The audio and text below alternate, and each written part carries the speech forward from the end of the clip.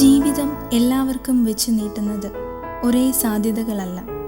കുറവുകളെ അതിജീവിച്ച് മുന്നേറാൻ ഓരോരുത്തർക്കും ഓരോ വഴികളുണ്ട്. വളർച്ചയുടെ ഘട്ടത്തിൽ കുട്ടികൾ നേരിടുന്ന വിവിധ ശാരീരിക മാനസിക പരിമിതികൾ കണ്ടെത്താനും അവരെ പരിശീലിപ്പിക്കാനും ഇന്ന് സ്ഥാപനങ്ങൾ നിരവധിയാണ്.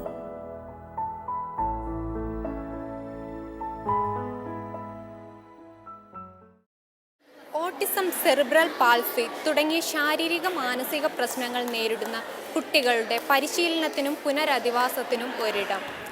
10 വർഷം മുൻപ് 2 കുട്ടികളുമായി തുടങ്ങിയ ഈ ആദർശ വിദ്യാലയത്തിൽ ഇന്ന് 200-ലധികം കുട്ടികൾ, പ്രത്യേക പരിശീലനം നേടിയിട്ടുള്ള 40-ലധികം അധ്യാപകരും സേവന സന്നദ്ധരായി മുന്നോട്ട് വന്നിട്ടുള്ള കുറേ നല്ല മനുഷ്യരുമാണ് ഈ സ്ഥാപനത്തെ മുന്നോട്ട് നയിക്കുന്നത്.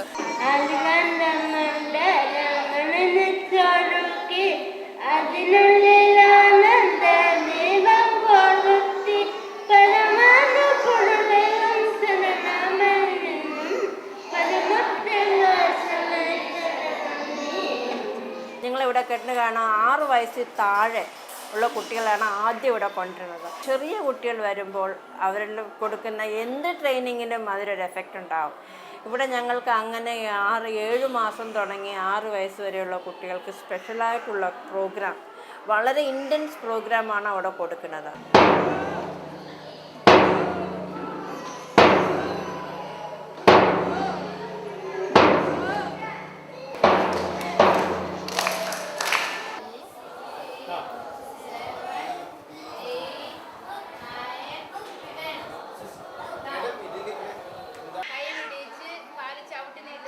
ഒരു കുട്ടി എന്ന് പറഞ്ഞാൽ ഒരു 4 മാസമൊക്കെ ആകുമ്പോൾ എങ്ങനെയായാലും കമന്ന് വീഴണം, അങ്ങനെയുള്ള മൈൽ സ്റ്റോൺസ് അച്ചീവ് ചെയ്യണമല്ലോ.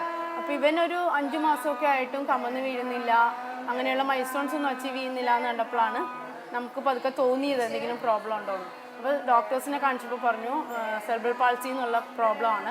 ഞാൻ അന്വേഷിച്ചപ്പോഴാണ് ഇങ്ങനത്തെ സ്കൂളിൽ കണ്ടെത്തിയത്.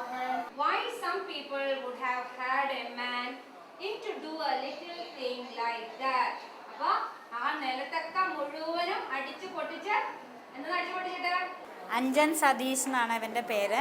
ഇവൻ മൾട്ടിപ്പിൾ ഡിസേബിൾഡ് ഉള്ള ഒരു കുട്ടിയാണ്.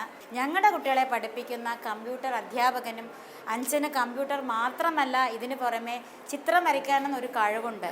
ഞങ്ങൾ ഈ സ്ഥാപനം ആദർശ ചാരിറ്റബിൾ ട്രസ്റ്റ് തുടങ്ങുന്നത് 1998-ലാണ്. ഏതാണ്ട് 7 കുട്ടികളായിട്ട് തൃപ്പൂണിത്തുറ ഒരു ചെറിയൊരു വാടക കെട്ടിടത്തിൽ ആരംഭിച്ചൊരു സ്ഥാപനമാണ്.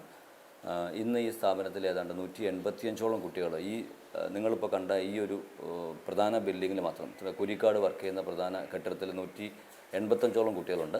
മോൻ്റെ പേരെന്താണ്? ശരത്ത്. ഏത് ക്ലാസ്സിലാണ് പഠിക്കുന്നത്?